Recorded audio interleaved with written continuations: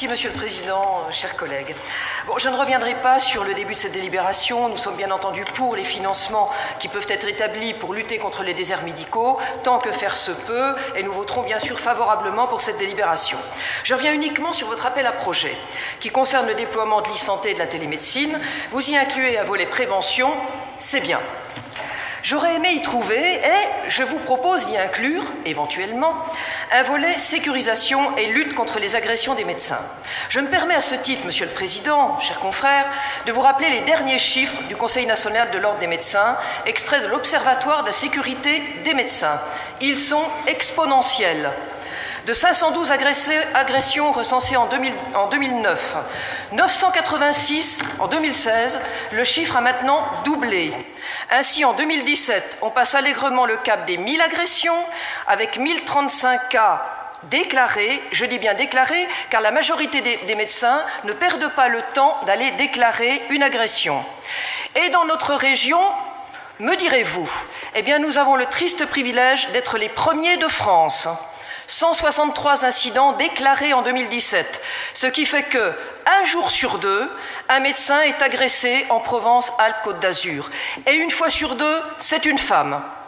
Menaces, agressions verbales, crachats, insultes, vols, coups, accepterons-nous sans réagir que ceci devienne le quotidien des médecins? Je vous rappelle que cette insécurité participe grandement, Monsieur le Président, à la désertification médicale dans notre région. Les vieux dévissent leurs plaques et les jeunes fuient l'installation. Imaginez un de nos boursiers, stagiaires, internes, qui subissent ou assistent à une scène d'agression violente. Franchement, mes chers collègues, ne croyez-vous pas que ce jeune médecin va réfléchir à deux fois avant d'envisager une installation? Alors il existe des solutions ou des pistes à envisager. Outre une vraie prise de conscience nationale, et ce sera l'objet de mon vœu en fin de séance, mais également une prise de conscience régionale, on peut penser à des outils tels que des applications connectées sécurisées permettant une alerte immédiate des forces de l'ordre. Je parle bien d'outils modernes et je vais vous faire rire parce qu'il faut de temps en temps se détendre. Il existe dans le Limousin, parce que même dans le Limousin, on a un petit peu peur, un système qui a été mis en place pour 240 médecins. Alors imaginez un bouton pressoir sous un bureau qui est relié au 15.